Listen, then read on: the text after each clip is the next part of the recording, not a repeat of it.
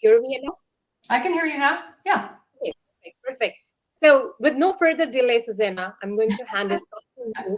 I'm so sorry, like we went through this issue, but team, we promise this is going to be lots of fun. It's my pleasure to host Susanna, and we are here to learn more about how to be present to our senior leaders. I think all of us at some point in our careers, in our work day to day, get an opportunity to talk to our senior leaders, and it's very important. How do we learn those tactics and techniques? So I'm going to let Susanna take over the workshop and let her introduce as well. I think it would be best for her to introduce herself, and I want to give her all the time. So over to you, Susanna. Okay. Thank you, Rika, so much for having me. What time are we officially ending? I think we got time till 2:30. That's what I see there. So I'll rain check as well. But I see that we did extend your time. Yeah. Okay, it is an incredible pleasure to be here, and it took an effort, as technology always does. But when it had cooler heads prevail, everything works out. So we have time together to talk about a subject that I love because I think it's one of the most important investments you can make in your career. Because when you are in front of senior people and you can deliver at the level and the way in which they want you to deliver, you are noticeable. And when you can deliver in a particular way, you can really influence and convince people. And that is, as you go up through your career, becomes more and more important. You've got to sell people on your strategy. You've got to convince them to work with you. You know, communication becomes extremely important. And most people think, because they don't know, that you can just sort of cut and paste the way you do standard presentations and do those for senior people, and you can't. In other words, it doesn't go well, and you may have found that out. So we're going to talk today about a couple of things and a particular approach to working with when you're presenting to senior people. I'm going to have you build a 2-minute version using my approach, my presentation plan, so you can see how this thing works and why it's so effective. But let me back up and say why I'm so confident about the presentation plan that I'm going to give you. About 18 years ago, first of all, about me, I'm a leadership coach. So I work with senior leaders in tech and biotech, but I'm also a speech coach. So I work with all kinds of people, but definitely leaders who are giving high stakes presentations, conferences, TED Talks, investors, board meetings, all company meetings, big sales meetings. So literally just a speech coach. And when I was working as a speech coach about 18 years ago, I had a client who, he was a VP and his company had been acquired. So he was giving his first presentation to the CEO. And it was important, so he hired a coach. And I was a good coach at the time for standard presentations. So we worked out, one of the really golden rules of presenting is start with a story, something that engages people, something that can set up your main message, something that makes a clear assertion. So we did that, and it was a customer story. It was relevant. It was good. He went in that day, and within 30 seconds, the CEO abruptly, said, "What are you doing?" And he sort of, stopped, startled, and said, "Well, my speech coach told me to start with a story." And he said, "We'll fire the speech coach, and let's get on with what we have to get done today." So luckily I didn't get fired. But what I did was I called back that CEO and asked him, "What is it you want from presenters?" And it was very different from standard presentations. What he said is, "I'm not interested in things that are memorable. I don't care about messaging. I want to look at data. I want to make decisions." Two very different types of presentations. So I went on to interview another 22 executives, and then ultimately I was part of a project where I interviewed 44 executives about what they wanted from presenters. And there are 3 key things they want that you need to keep in mind. And what I'd like to do right now is share my screen, because I have those 3 key things on that screen. And so, Rika, how do I do that? Can I just go to open share menu, share screen? me see.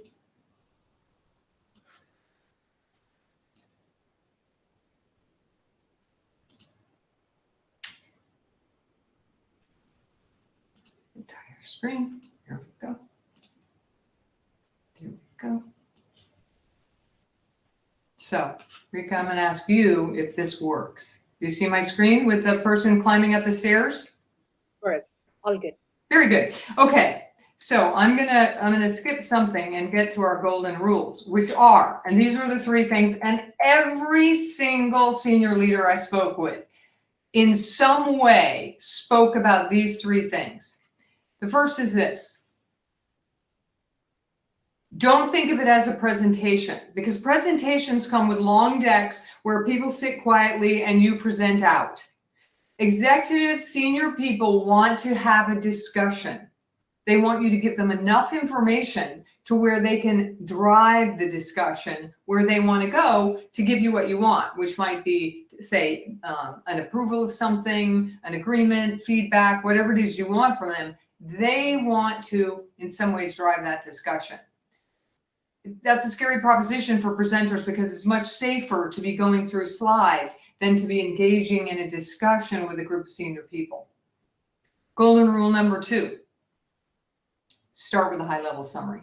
Every single person I spoke to, and now I work with leaders to give presentations all the time. So, and this is what they do. They start with an overview, a high-level summary that has some specifics in it. So the senior leader now sort of has the big picture and knows where it's going, what you want from them, and what's important, why it's important. Instead of most people who are presenting to senior people, because their head is down in their functional details, they dive into the details.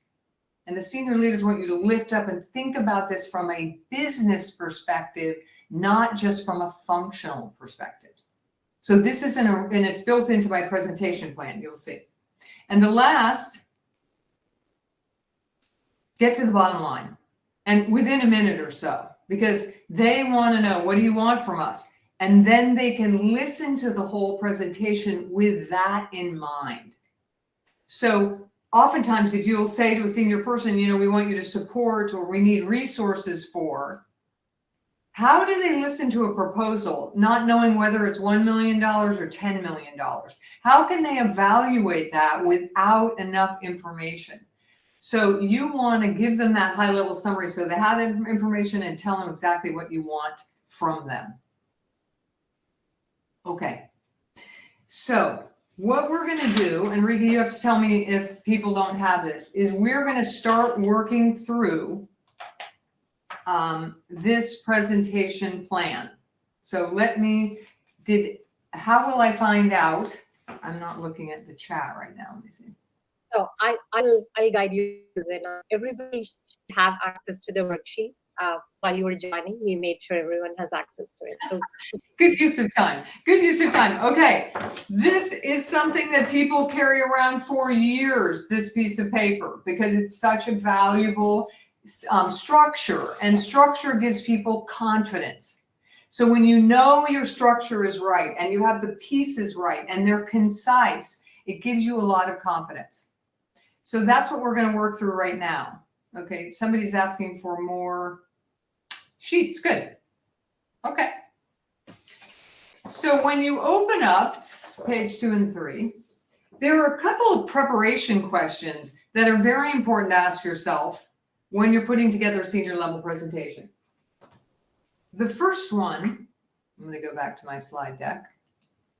So Susannah, there is a question. Folks are asking if you can share the sheet as you're presenting, if that's possible for you. Yes, you're going to see the sheet as we go. So even if you have a piece of paper, you can do this. Even if you have a piece of paper, you can do this. Let me ask this question though right now hold on, let me put this away for a second. When you're sitting down to give a presentation, what's the first thing you do? What do you start thinking about when you have like an hour or two to put together a presentation and it's going to be in front of senior people? What is it you do first? Can people just chat that in so I can see? Like, what do you start thinking about? Someone said the agenda. Okay, content. What am I going to cover? What the purpose of the meeting is? What the goal of the meeting is? Okay. Good. Outcomes. Who's the audience? Who's the audience? Yeah. Okay. So we typically are thinking about content. You know, what is the goal? What do I have to cover? What slides do I need? Maybe even who's in the audience and what do they need? But there's a question I want to entertain as one of the most important first questions you ask yourself. And that is this.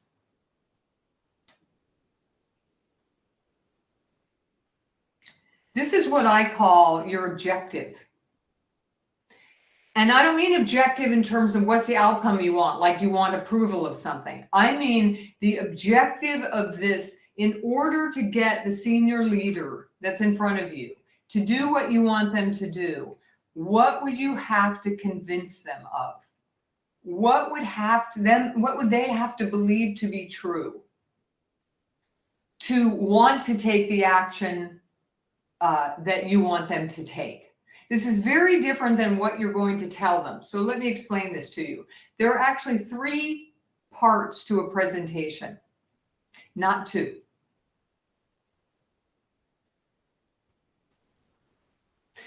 So the objective is what you want them to convince them of, what you want them to believe. The content, which is what most people are thinking about when they're planning their presentation, is what you have to tell them to convince them of what you want to convince them of. And if you're effective at convincing them of that, what are the next steps you want them to take as a result of convincing them of this? So, for example, I had a client years ago. She was trying to get headcount in the call center for a pharmaceutical company that sells drugs. And when they launch a drug, they get calls from doctors. And if you pick up the phone call, they make more money. The doctors tend to sell their drug. So she was just going to go in and say, I'm just going to tell them about, what we need. Now, that's an okay way to go. But what she really needed to convince them of is they were losing a lot of money by not having a sufficient headcount in the call center. So she started with, last year, we missed 30% of our calls, and we think that was a loss of $1.5 million in sales. So that is a compelling opening because it's going to compel a business person, a senior person, to think now that we're now losing money because we don't have a head count, versus I'm just going to tell you about the head count that we need and why we need it. So she really had to convince them that there was a significant revenue loss by not having it. That's the way it works. So what I want you to do is write down somewhere, if you only have a piece of paper, or write down in here 2 things. 1, what's the outcome of the presentation? What do you want the leader to agree to? What a point of view do you want them to adopt? What outcome do you want by the end? And what would you have to convince them of to make them want to do what you want them to do? So just take a minute and write that down for yourself, because that's what we have to hold in mind. That objective shapes the entire presentation. Most presentations are just a bunch of information. When you know what you're trying to convince someone of, you shape that argument.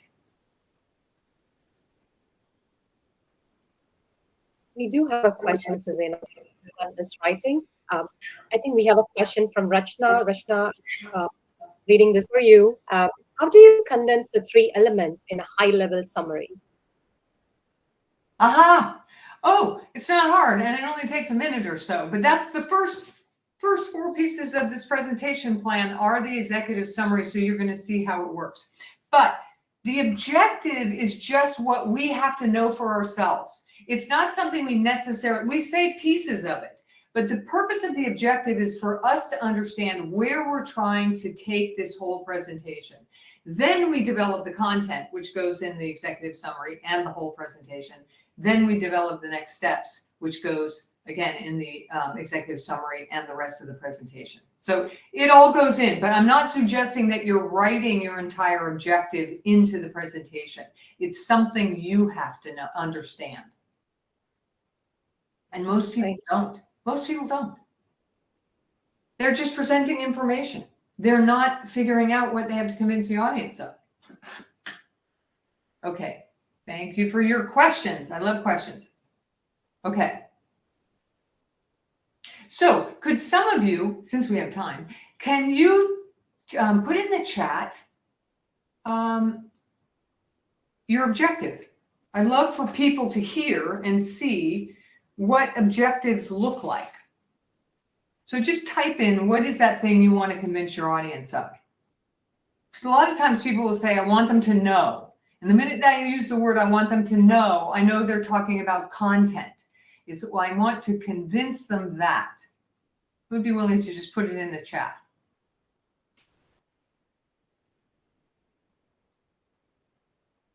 Okay, buy-in needs to stay at the MVP level. Why? Clements, why? So you want to articulate, you want to be pretty specific with this objectives because it's for us to know. Okay, Stephanie, to give organization support to initiate something. Why should they want to do that? You want to convince them that our team needs to own a certain piece of tech. Why, Elisa? Revenues impacted by lack of engineering resources. Right, good objective. I can't get to all of them, but I'm just trying to get a feeling. So sometimes you want to be very specific because this is your own understanding of what you're trying to get across. And so if you say something this will improve something, well, what does that mean? What does improvement look like? I'd like additional resourcing for an initiative. Elaine, that's an outcome. What would you have to convince them of to give you that? You want to convince them. What is the value of work, Rika? So I think it's quite important when we are trying to speak through why we're doing what we are doing and show the value. Like if we are asking for investment, we are asking them, hey, this is the best investment that we want to go behind. Then what's the ROI? What's the value that this is going to bring back to our customers and organization? I think that's very critical to me when I speak to my leader. Okay, that's what you have to articulate, the value, the specific value. It can't be general, just, you know what I mean? Okay, good. I want to convince them to support the launch of the Voice of the Customer program. So Priyanka, that's what you want to convince them to do, to support the launch. What would you have to convince them of to support that launch? See the difference? And it's an important difference that you understand for yourself. I want buy-in that my project proposal should be, this is Shauna, well-funded to be able to deliver key user needs to advance company success. I want buy-in to that. Okay, well, what is it you'd have to convince them of to buy into it?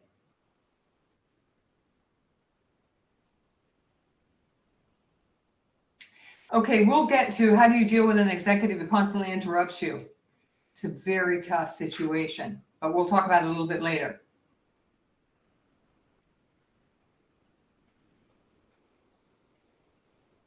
So you see what I'm saying? Most of you have, you kind of understand what you want them to do or what you want them to think, but you want to go further and ask yourself why. And why is this so important?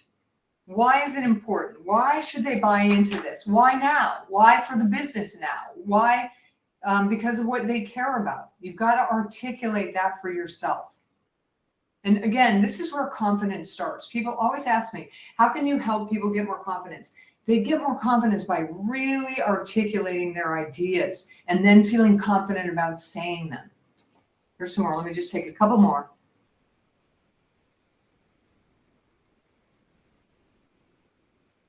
They should buy in because our mature products are limited in growth potential. Good. That's the why. The team needs space to fail to deliver better products. That's an objective. Yes. Good. The business segment has greater growth potential than our primary product line. Why, Sarah? I want to convince them to create a mentoring program for product managers. That's what you want them to do, because product managers make better decisions for the company. Very nice. There's the why. Okay. So you see where I'm going. This is for your own thinking. This is not necessarily something you're going to put in the presentation, but I would assume you will. But you've got to understand it for yourself. If you're going to make it compelling, senior people will say, people come in here every day, all day long, and they've all got good ideas. What is it that's going to make me really pay attention to your idea? That's what you got to figure out. Okay, so where are we? Let me pull up my, let me see, that's right behind here. Yep. Once you know what your objective is, what you want to convince them of, that, if we put these people will make better decisions because they're decisions that are based on the needs of the business, then you want to know this. So that's nice that you have a point of view about this, but where is your audience as far as your objective? So with regards to what you all just put in the chat, what does your audience think about that? Because you've got to try and anticipate, do they already sort of agree? Because this is the third round of going through this plan that you want them to agree to. Do they already kind of agree? Or are they starting with, why in the world do we need, why can't we use contractors? Why are we paying to get new headcount? Do they have a negative? Do they have a partial view? What's the point of view? And that's something you should write down also, which is here on your worksheet if you have one. Otherwise, just put it on a piece of paper because it's something you have to keep in mind.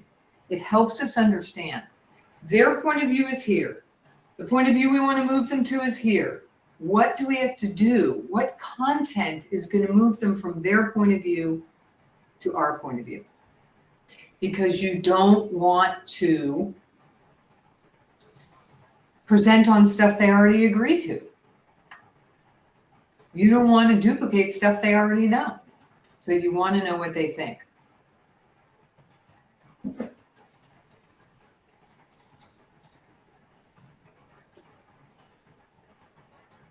And one of the ways you should think about what they think is this. Another important question for you to ask yourself when you're preparing. What are the priorities of the business? What are the priorities of this leader? And then, what is the link between what's important to them and what you're presenting? Because if I've heard it once, I've heard it a million times, senior people saying, if you can convince me that what you want links to what I want, then I'm listening.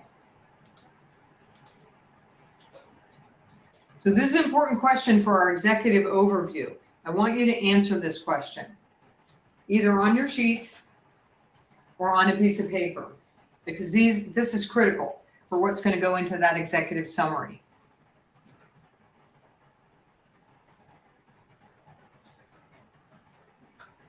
We have another question, Susannah, from Sharon. The question is, how do you deal in situations that it is hard to understand what they want? Yeah, it's a very good question. One, if you can, you try and talk to people who know them and figure that out. You can't talk to them directly. You try and get to people around them who might know. Two, you build in questions to the opening where you make assertions and then you ask a question to see if they agree or don't agree. So a lot of good presenting to senior leaders is constantly checking in to see if they are with you with what you are presenting or not. Because if you make an assertion and then you say, is this the way you see it? And they say, no, not at all. We see it a different way. Well, you've got now you're in a moment. What are you going to do? You don't want to carry on with that presentation. You're going to have to adjust it. So you start introducing a few questions, particularly at the beginning, to try and ferret out what they do think. Okay.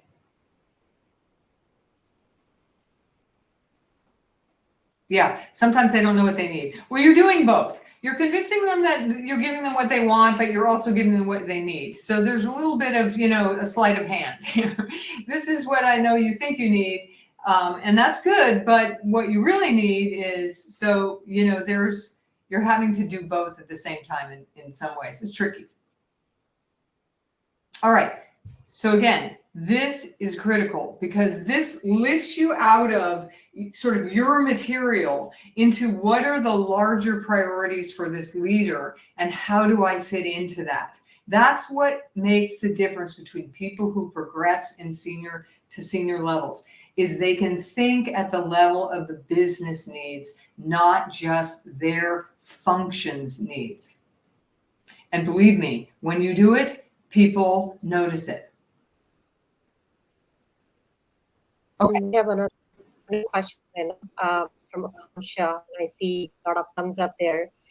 How do we change with changing priorities? Basically, how do we deal with changing priorities for the organization and company?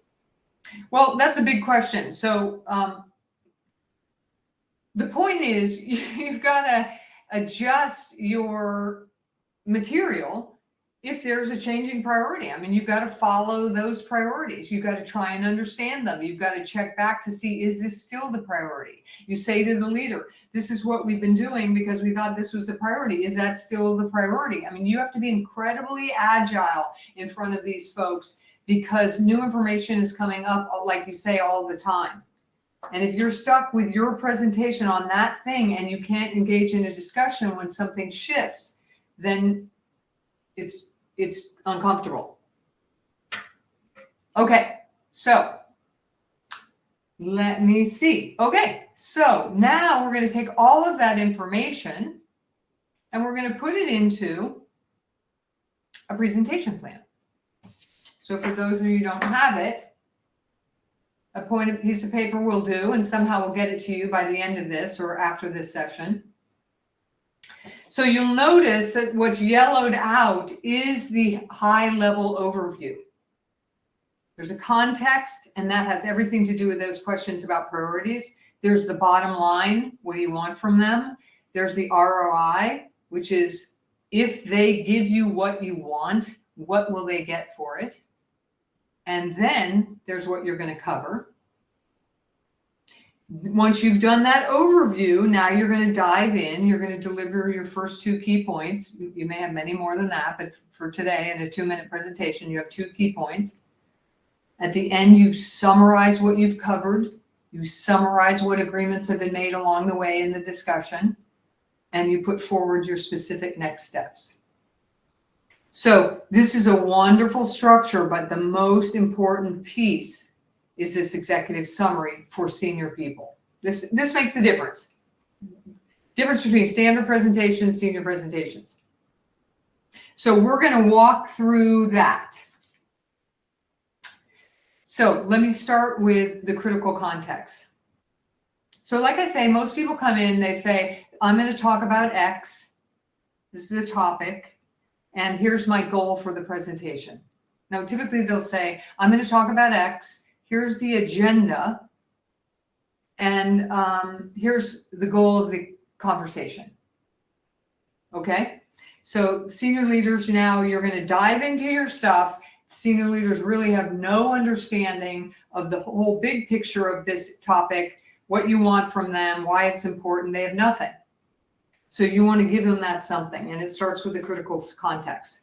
So critical context is where you start with, I'm going to talk about X. I'm going to talk about our recruiting. Let's say I have a client who's doing this, our recruiting, so why is this topic important? Why is it important now? And why might it be important to this leader? That's what you're establishing in the context. The importance, relevance of this particular topic and where you're going with it. So let's take a look there. These are some possible things that you might put in a context statement.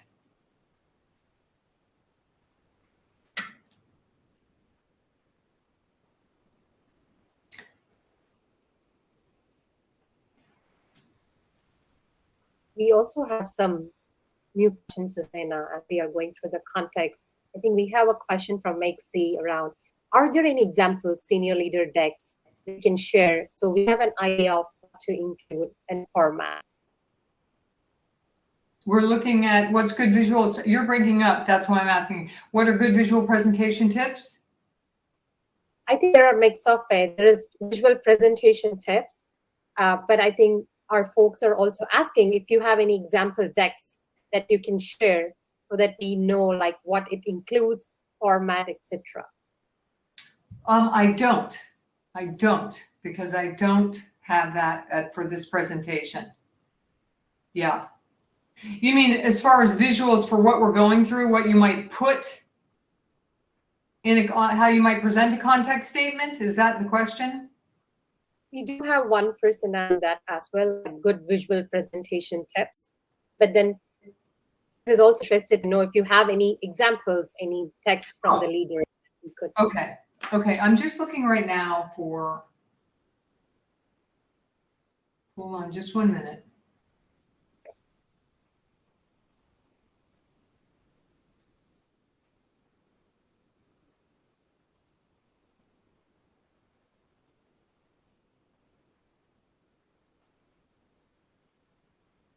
Okay, so I'm going to read you an example of a context statement, and then you can write your own.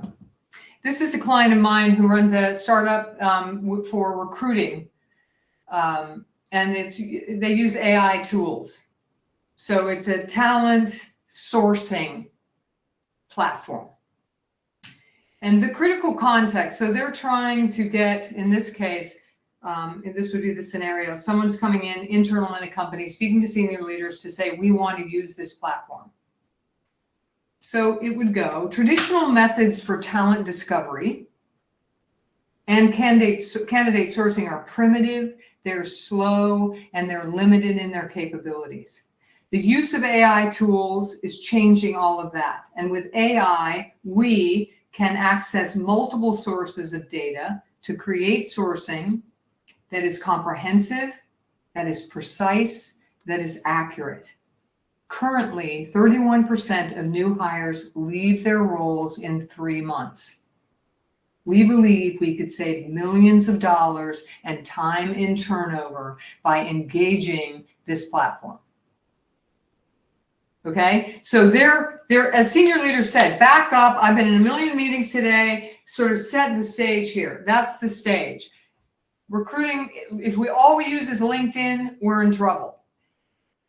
AI is the way of the future here. We're losing millions of dollars. 31% of people that we hire are leaving within 3 months. So that's a pretty compelling context statement.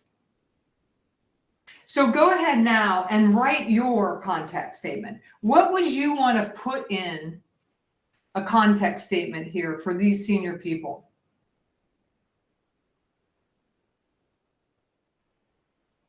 Why does it feel like we get so wrapped up in PowerPoint? Right. Senior leaders want you to reduce your slides to something like 10. Most people come in with 35. So what are you going to do to compel? This is what senior people, they say, compel me to listen. That's what this opening minute has to be. Keep in mind what your objective is. Keep in mind what their priorities are. All the questions that we asked. Yeah, Nicole, 5 slides. They used to tell me 3. In 30 minutes, bring 3. They just want to see the critical data.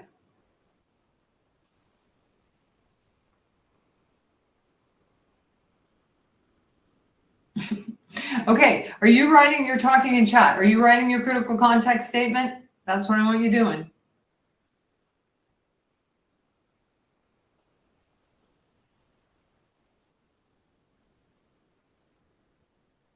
I think this is the most important minute of the whole thing. The other thing is they're so used to people coming in who aren't that experienced, who just show their agenda, and that takes a long time. And, so they're still on their phones because they know we'll get to the agenda and you'll introduce the team and all that. The minute you start with last year, 31% of the people we hired walked out the door in 3 months. That is the opening statement, and that will make them put their phone down. That's what you got to ask yourself. Why should they listen to you? Why is this important to the business? And I think it's not just that they're sticklers for this, it's that you should have asked yourself those questions. You should be able to articulate those answers. Okay, good. All right, so once we have a really compelling critical context statement, which gives you a lot of confidence going in, I think, then the next thing we want to know, oh, I've got to go and play. Sorry for my messy screen, but that's the way it goes. What is the bottom line? What is it you want from them by the end of this meeting? This is not like, this is, some people call it the goal, but it's what do you want from them by the end of the meeting? Sometimes it's an ask. Like, I want you to approve $10,000, to put a new placard in the office. Sometimes it's a point of view. So sometimes what you want to say to them is a carrot or a stick. Remember you saw somewhere a carrot or stick? You want them to adopt your point of view that if we took this opportunity, it's worth our while. You want them to adopt the point of view that hiring people contractors is going to actually cost us more money. That's a point of view. At this point in the presentation, you're not asking them to do anything. So let me read you the bottom line from my people who want to hire the talent recruitment or candidate sourcing.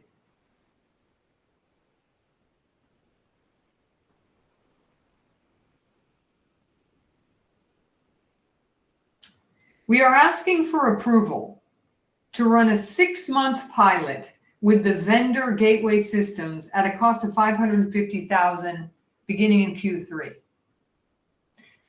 So now notice how specific is that is. I'm asking for approval for a 6-month program, $550,000 with this particular vendor.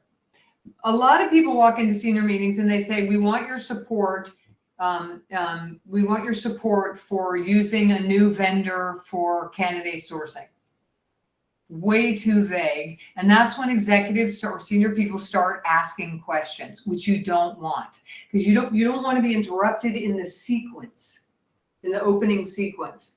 So if you say we want resources, a senior person is going to say, what are we talking about?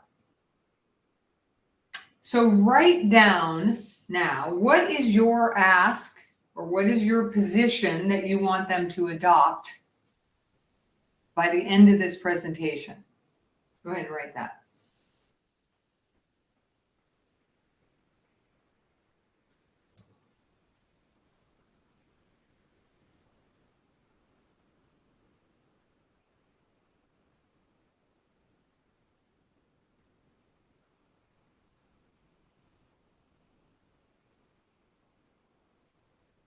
Sometimes people save this to the end. Big mistake. Senior people say, you got to get that. This got to be up front in the first minute and a half. Or you don't understand senior people. And they will recognize that pretty quickly. Okay?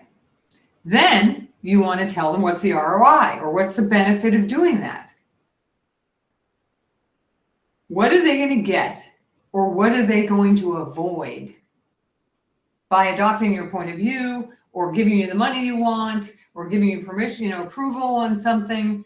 What is it specifically? So if you can quantify this, instead of saying it will improve morale, well, how do we know that? Do we think we can get better survey results, 30% better survey results on the mental health questions? That would be a specific outcome. So you want to be specific. In this case, my person says, if we're able to fill roles at 20% faster and reduce the rate of turnover by 5%, we believe we could save between $1 and $3 million in Q3 alone. So if you can quantify, fantastic. But if you can't, you have to do your best to say, why should they want to do what you want? So go ahead and write that statement as well.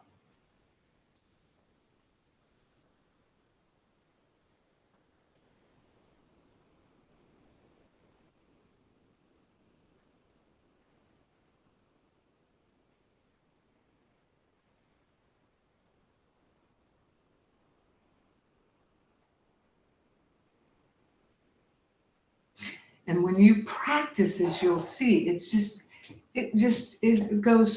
flows so well. Critical context. What do I want from you as a result of that? Why should you invest in this? And then we go to the agenda. Not at the beginning where everybody else puts it, because that's a waste of time and space. Now that they know what you want, why it's important, then they can assess your agenda. So here's the question. First of all, here's the question about agenda. We do have a question from he's asking us, Susannah, Yeah. can you clarify, are we telling them the benefit of a full launch after we get the learnings from the test or the results of the test? That's up to you. That's circumstantial. I can't answer that question. It depends on your bottom line. It's the benefit of them doing what you want them to do in the bottom line. Yep. Okay. So again, what should come after this? So this is how we keep agendas oriented on our audience. This is senior people or not. We're always thinking about what we want to tell them. But once you've given a really comprehensive opening, then you want to think about what are they going to want to know about right away.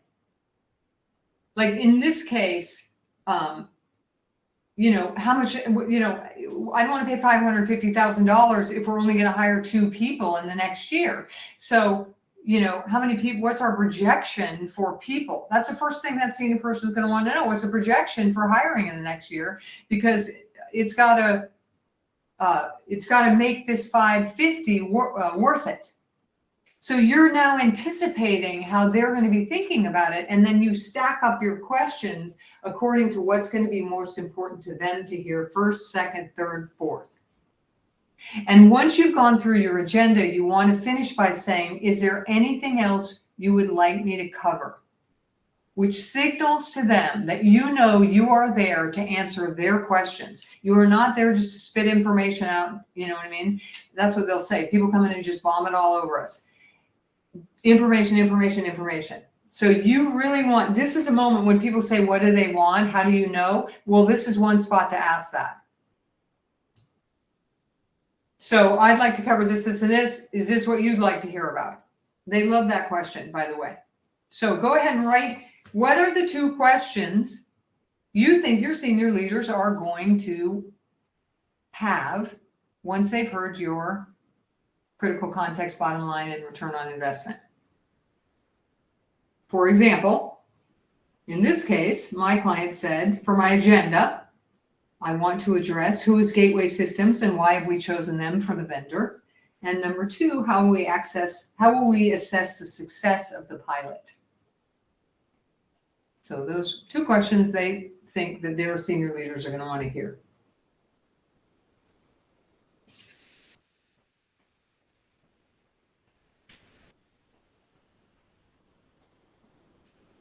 What 2 questions?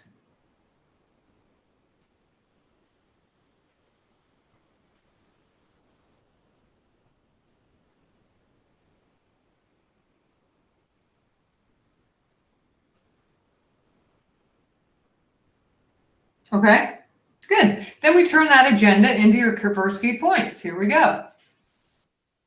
Your first key point is your first agenda question. So the question over here is who is Gateway Systems and why have we chosen them?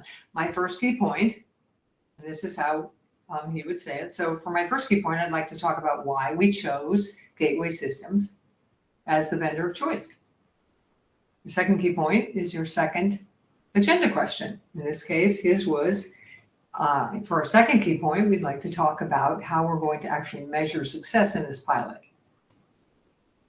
So since we don't have enough time to develop this whole thing, we're not going to do that, but that's how it goes. I mean, I'm just pointing out, you have your agenda questions, you turn those into your key points.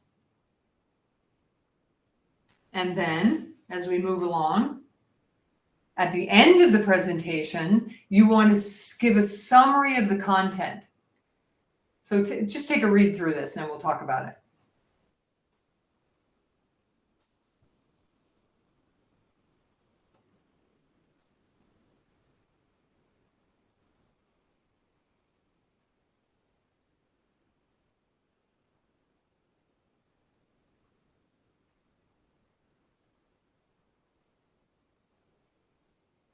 Okay, this is different content. But you see, so here's what I've covered. You can basically go right back to the agenda. I've covered this, this, and this. Or you can kind of cover what the key points were. So I've covered why we think that the revenue, the costs of a new platform will supersede that which it costs us, to find candidates. What have you covered? And then what have you agreed to along the way? Senior people tell me this all the time. Call out any agreements along the way. So if someone says, well, I like the plan, but I think we should start in Q2, not Q3. So coming down, you say, so in summary, we've agreed to start in Q2, not Q3. Is that correct? And you look around. So anything that's been agreed to heretofore, you want to summarize. And then you close with next steps, and you want to be specific. So this is, again, different content, but go ahead and take a read, see what you think.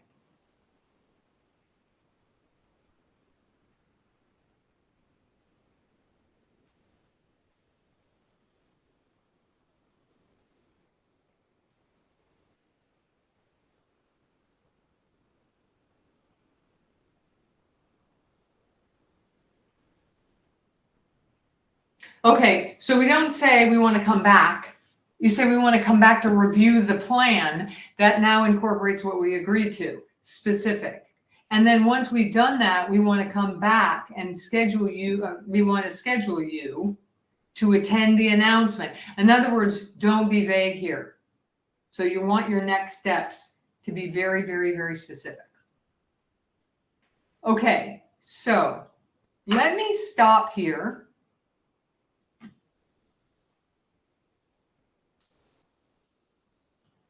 And I just want to see how you are feeling about this presentation plan. So if you would chat in. I can also bring if anybody wants to come on camera. Would love to bring you on. We do have time till 2:30. So please feel free to join into the moderation, to come online, or it's okay. You can also type your question, Susannah. I loved it, Susannah. It was great. And I think this is personally going to help me a lot. So thank you for doing it. Hi, Bhavita. Hi, it's really a great session. I learned a lot of store shopper presentation skills. Thank you so much. Oh, I'm so glad. Okay. Are you seeing the value, all of you who are writing, and I love it, are you seeing the value of the executive summary? And how you should prepare, yeah, okay. Practical and valuable, okay. Okay. Is there anyone, you'll have to tell me, should I keep going? I have a few other things to talk about. Should I keep going? Yep, okay. Appendix, what you want to have is a large appendix and a very small deck. So even that executive summary, most people that I coach, I'll say, don't use slides in that executive summary. Because senior people want, they really want you to look them in the eye. Let's have a discussion here. I don't have to have 5 slides to show your executive summary. You can say 31% of the people that we hire leave in 3 months. So basically, we need a system of getting better candidates in the door. We think we've got one. And by the end of today, we'd like you to agree to use Gateway Systems to run a pilot. And if we do so, we think this is worth millions of dollars in savings. I mean, that's the kind of thing you want to be able to look them in the eye and say. So slides need to be very sparse, mostly just critical data that you need them to see, and then keep an appendix for things where they might want to go. Yeah. So, Maze, I'm just going to ask a couple questions, answer a couple questions here. On misalignment among the executives, your job, you're basically a presenter, but you're also a facilitator. You're facilitating engagement, and you're also trying to clarify their position. So the best you can do is clarify. You can say, look, I hear Rima saying X, and I hear John saying Y. I'm not quite sure then I look to the leader and go, I'm not sure how we want to reconcile this, because you're basically asking the question, who's going to make the decision? But you want to call it out, summarize what you're seeing in the discussion, and then ask them what they want to do about it.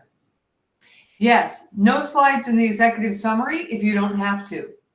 Some people like to put the bottom line up there. Some people like to put a stat up there, like the 31% of people leave. But I'm telling you, senior people would just rather you look them in the eye if you're articulate, if you're concise, and if you've got a really good and compelling opening. They don't want a slide. They want to interact with you. I think we also have another question, a pretty interesting one from XC. What happens if the senior executive continuously interrupts you? That is such a hard question. Well, I guess the question is, do they interrupt you because they have a question? Do they interrupt you because they want to go in a different direction? Why are they interrupting you? Or do they want to talk over you? In other words, if they just want to add to what you're saying to their colleagues, that may or may not be a problem, and you may just have to put up with it. If they're always interrupting you and wanting you to talk about something else, like with questions, both they said, they could want to talk over you as well. That's, if they have questions, that's a good thing. One, they're engaged. Two, that's just how they do it. I mean, what they'll say is, that's what you got to do. It's their meeting. They want their questions answered so they can give you what you want at the end. Talking over you is so painful and so wrong. And so I just wait patiently until they've spoken, and then I just resume. But the most important thing is that you don't get upset about it, because if it's their meeting, they're the most senior person, you have no standing to try and tell them not to do it. Do you know what I mean? Yeah. Oh, that's a good one. Look at Erica. If they just want to establish authority, yes, parrot what they say, validate it. Yeah. Okay. So some of you asked, here, I'm going to go back up here, about how do you know what people are thinking? So when you're trying to build an agreement, let me put this up here. When you're trying to build an agreement, there's a nice little structure that people go through. You want to build an agreement. You say to your girlfriend, you want to go to a movie tonight? What do you do first? You open up, you generate information. Well, what kind of movie? You want to, well, we could go to the movie down the street. We could go to a comedy. We generate ideas. Then in the middle, we evaluate those ideas. We say, well, let's not go anywhere that we have to get in the car for. Okay, and I don't want to see something depressing. So now we've narrowed a big list of options to a smaller list. And then we take that small list and we negotiate and we close. And our questions should help move that process along. So when you are in the executive summary, I think I can do it this way. Here we go. You want to ask opening questions because you're trying to figure out how they see things. Because in the critical context and the bottom line, you're putting out your assertions. You want to check and see if they feel the same way. So for my client who says, we're losing a lot of money, because 31% of people leave the company after 3 months, I want to say, have you been aware of this? Or what's your thinking on our current state of hiring? Or so you want to try and find out whether your point of view is valid to them or they have a different point of view. And that way you can start to adjust your argument. They'd say, well, yeah, I think we have a problem, but I don't think it's that big of a problem. Okay, now you've got to start with the statistics to really convince them. Narrowing questions, when you're in the middle, you would start asking people like, well, between the two, would you rather start in Q1 or Q2? So now you're getting them to focus on what they agree to, what they don't agree to, what they like, what they don't like. Those are all narrowing questions. Do you like the way it's set up? Would you prefer that it's this way? Trying to narrow them down. And then in the closing, you actually try and ask them, so is this something you can agree to? So questions are a wonderful way to stay connected with the audience and to push them along in the agreement building process if you're trying to get them to, agree to something, like to give you money or to say yes to something. Let me see, is there anything else I have? Let me see what else I have. No. So, We do have a few questions, Susanna. Maybe I can pull them up okay. quickly. I can see in the Q&A tab that I can see when creating the slides, should we first create the executive summary and then work on other slides, or vice versa? Okay, I'm going to have to read that. For some reason, you break up and I can't hear you. So is the question in the chat? It is in the Q&A section. Next to chat, there is a Q&A, but I'll paste it for you here. Okay, thank you. I don't know why you in particular. Oh, no. When creating the slides, should we first create the summary? Yes. Never go to slides until you've articulated everything for yourself in that executive summary, and then work on the other slides. Nope, always do the thinking first. Do this thinking, these prep questions first, then create your executive summary, then start thinking about slides. And ask yourself, with senior people in particular, do I need to have a slide? Slides are, the purpose of a slide is to advance someone's understanding of a concept. It's not just to document the thinking as you're going along. So you want to ask yourself, is this something I can say to them, or is this something I really need to show them? And that distinction is very important in all presentations, but with senior people in general. Okay, let me look. Oh, as much pre-work meeting you can do to figure out what senior style leaders have. Some people like the big picture. Some leaders want to hear about the big picture. Some want, I work in biotech a lot. They don't want the big picture. Well, let's look at the data and let's be very specific. Engineers, you know what I mean? Not so much big picture. Yeah. The template is good because the content just needs to change. In other words, your context will be different for people who want a lot of detail than from people who just want sort of a big picture. Pre-aligning with leaders prior to the meeting is the best thing you can possibly do, and they recommend it over and over and over again. As much as you can know means then you know where the landmines are. Then you know what they are going to want to know about, what they think about what you've got, and then you can start shaping your argument based on that. So it's really important. Okay, if we could address the question, what can we do if a senior exec continuously interrupts you? Well, that depends on the senior leader and how you feel about being interrupted. So what a lot of senior people will say is that's just what you have to deal with. You know what I mean? If they want to interrupt because they have questions, that's their meeting, that's their right, that's what they want to be able to do. If they're talking over you, then I would start signaling by saying, so can I move on? In other words, to make it clear, you've just interrupted. Now I'm asking, are you done talking? And I'm going to go. And that just in a subtle way lets them know that they've just taken over the meeting. So there's ways to subtly indicate, but sometimes you just cannot do anything about it. So I just might say things and then pause so they can talk. Say things and then pause so they can talk. So I give them room as opposed to them taking it from me. I guess that's probably how I think about it.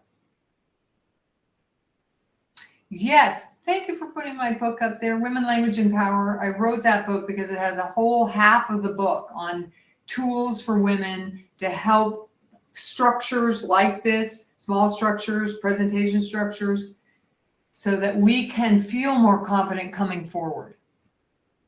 Well, it was certainly a pleasure having you, Susannah. I know we started with technical difficulties, and I appreciate the audience here. I know a lot of people were waiting.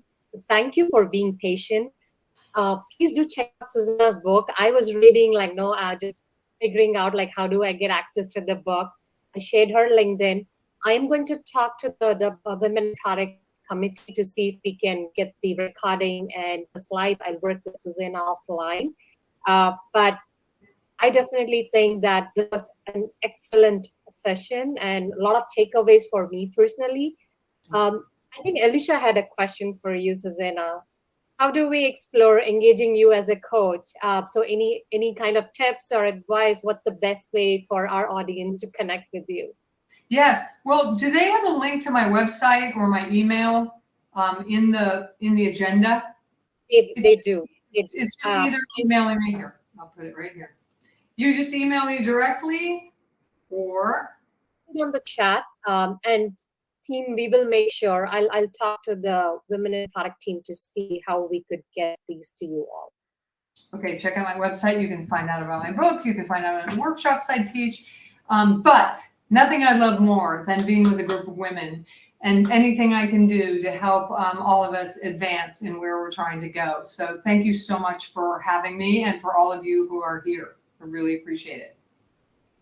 Thank you. Thank you, everyone. Have a lovely afternoon, great evening. Once again, thank you for being patient, and thank you, Susannah. I know it was a glitch to begin with, but I think we rocked it. We got it. Yes. Thank you. Bye, everyone.